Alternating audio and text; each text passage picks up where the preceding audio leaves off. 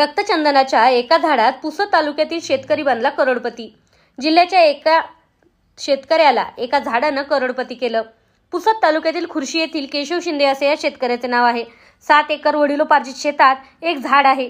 2013-14 हे झाड कशाचे आहे हे शिंदे परिवाराला माहीतच नव्हते। 13-14 मध्ये रेल्वेचा एक सर्वे झाला। त्यावेळी कर्नाटकातील काही लोक हा रेल्वे मार्ग पाहण्यासाठी आले असता त्यांनी हे झाड रक्तचंदनाचे असून त्याचे मूल्य समजावून सांगितले। त्यावेळी शिंदे परिवार एकदम चक्रावून गेले। रेल्वेने भूसंपादन केले, मात्र त्या झाडाचे मूल्य देण्याचे टाळाटाळ करत होते।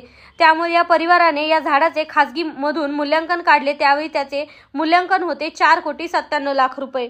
मात्र रेल्वेने ते देण्यास टाळाटाळ केली। त्यामुळे या परिवार न्यायालयात गेला। न्यायालयाने या झाडाच्या मूल्यांकनाच्या मोबदल्यात 1 कोटी रुपये जमा करण्याचे आदेश दिले होते।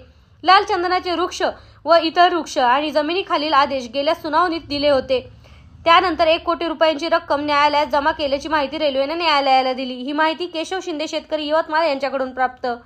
मी पंजाब केशवराव शिंदे खडशी येथील रहिवासी असून आता नुकताच नागपूर हायकोर्टाने निकाल दिलेल्या याचिकेमधील हेच रक्तचंदनाचे झाड आहे। सध्या उन्हाळा असल्यामुळे सगळं पानझड झालेले आहे। सदर रक्तचंदनाचं मूल्यांकन वन विभागाला उभ्या झाडाचं करताना आल्यामुळे अवॉर्डमध्ये घेण्यात न आल्यामुळे आम्ही याचिका दाखल नाईलाजास्तव आम्हाला उच्च न्यायालय नागपूर येथे याचिका दाखल करणे भाग पडले। सदर याचिका दाखल झाल्यानंतर जवळपास 8-9 नोव्हेंबर 2024 याचिका दाखल केली होती आणि काल 9/3/2025 रोजी न्यायालयाने निकाल दिलेला आहे। सदर निकाल आदेशानुसार न्यायालयात वन विभागाने 1 करोड रुपये ॲडव्हान्स स्वरूपात भरलेला आहे आणि मूल्यांकनाची डेट त्याला 7/7/2025 दिली आहे। 7/7/2025 पर्यंत जर त्यांनी मूल्यांकन नाही दिलं तर उर्वरित 50 लाख रुपये आमच्या खात्यात वळती करणार आहेत।